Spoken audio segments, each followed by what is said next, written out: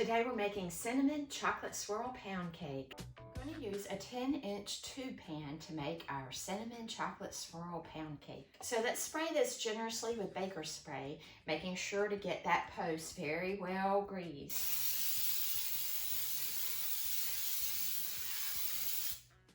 That's pretty well greased. We're going to make a chocolate ganache that goes in the center of our pound cake. We're going to use a 4-ounce bar of Semisweet Chocolate and go ahead and cut that up. And now I'm going to place my chocolate into a glass measuring cup. To a small saucepan, add 1 tablespoon of butter, 1/3 cup of confectioner sugar, 1/3 cup of heavy whipping cream, and 1 tablespoon of light corn syrup. Now we're going to place this on medium-high heat on the stovetop until this just comes to a boil. Okay, that came to a boil. And now let's pour this mixture over our chocolate. Keep stirring that until all that chocolate is dissolved. So it should be very pourable, like this. That is a wonderful consistency. Now we're going to put together our dry ingredients. In a medium bowl, you need 3 cups of flour, all-purpose flour, 1 teaspoon of baking powder, and 1/2 teaspoon of salt. Just a good whisk. I'm going to set this aside. And now we're going to cream together shortening and sugar and cinnamon. In a large bowl, add 1.5 cups of butter-flavored Crisco, adding 3 cups of sugar, granulated sugar. It's a lot of sugar, but it's a lot of cake. And 1 tablespoon of cinnamon. This cake has such a warm flavor from that tablespoon of cinnamon. And cinnamon and chocolate go together like peas and carrots in my book.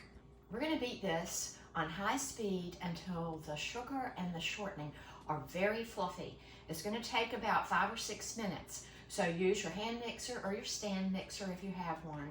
Start out on low until most of your shortening's been blended with some sugar. Now this is the most critical step. You want to mix this for at least 5 to 6 minutes.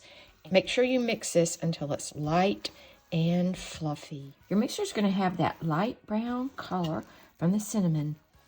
And it's still going to be a little bit gritty or grainy because there's a lot of sugar in there.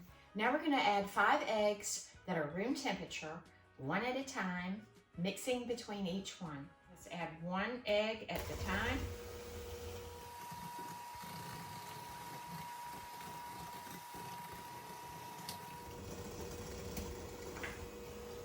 And number 5.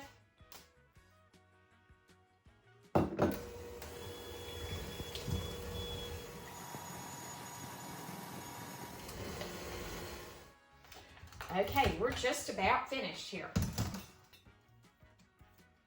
This is a loose mixture. The last thing we're going to do is combine 1 cup of room temperature buttermilk with a teaspoon of vanilla. I have a cup of room temperature buttermilk, because we're going to add a teaspoon of vanilla to this. Mix that. Now we're going to mix our cake together. So you have your large bowl with your cream, sugar, and shortening and eggs, and your bowl with your flour mixture. So add about 1/3 of this. Fold that in. It's very easy to fold the flour into this mixture. Pour about 1/2 of our buttermilk. Just fold this. 1 more 1/3 of the flour. Just mix it so. The last of our buttermilk and vanilla. So we're alternating flour, buttermilk, and ending most of the flour now. You see that pretty color. This cake has a beautiful interior. This is a beautiful dough. And that's good enough. Now we are ready to assemble our cake. Go ahead and pour half the batter into your tube pan.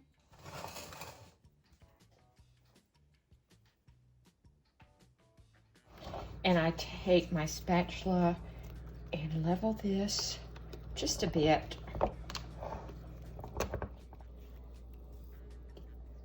Now we're going to pour our chocolate in, give it a good stir. And you see our chocolate's cooled off nicely.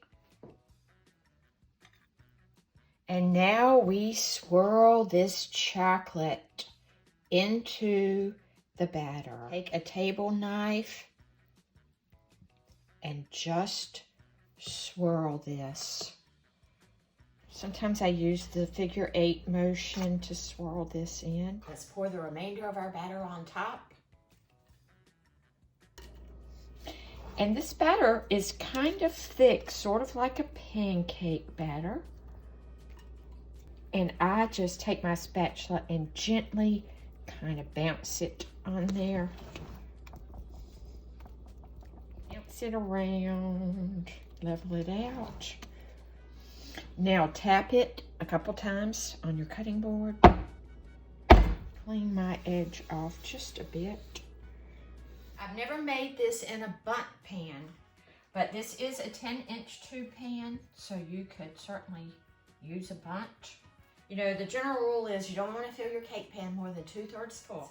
Our cake is going in a 325-degree oven, and we're going to bake it for 45 minutes uncovered. After 45 minutes, you'll want to loosely cover this with foil and bake it another 45 minutes until a toothpick inserted in the center comes out clean. This is at 45 minutes. I'm going to turn it a half turn and tint it with foil.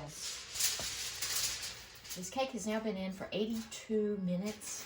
Cake has been in for 82 minutes, not quite the full 90 minutes. So with a large cake like this, I check it in several places. There should just be a few crumbs.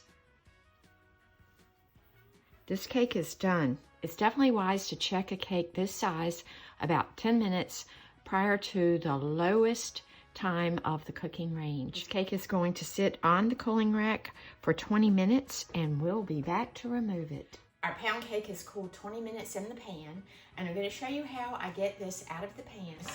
I've made so many cakes, and I know it can be very disheartening after you put in all that effort and you want your cake to come out of the pan. Let's go around this center post.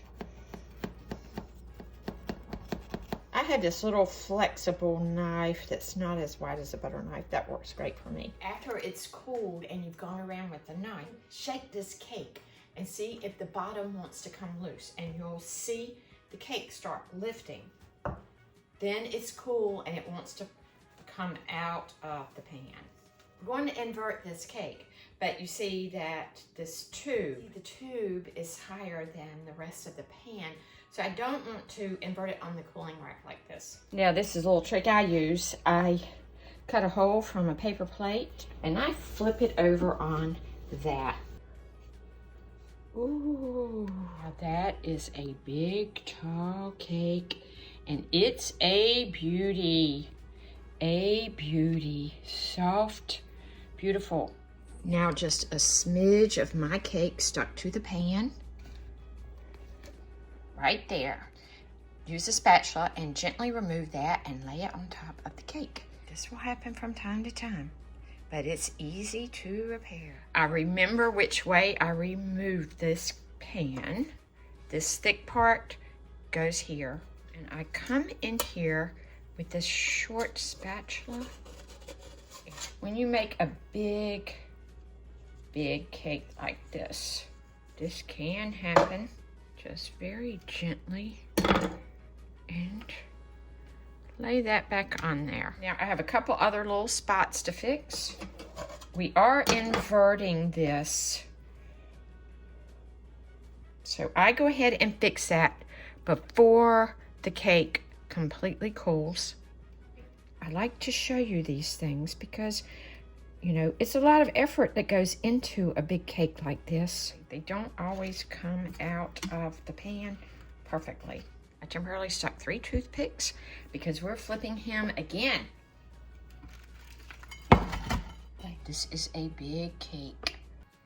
Moist and delicious cinnamon chocolate swirl pound cake.